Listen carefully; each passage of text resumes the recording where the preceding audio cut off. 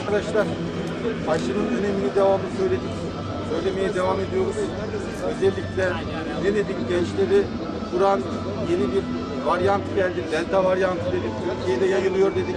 Gençlerimiz aşı olsun dedik, değil mi? Şimdi maalesef korktuğumuz başımıza geldi. Batman ilinde de Delta varyantı görüldü.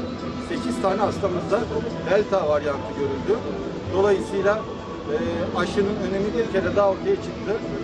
Delta varyantı özellikle gençleri vuruyor ve hastalık da gençlerde oldukça ağır geçiyor. O yüzden başta gençler olmak üzere tüm Batmanlıların aşı olmasını istiyoruz. Bir de şu gördüğünüz maske uygulaması devam ediyor.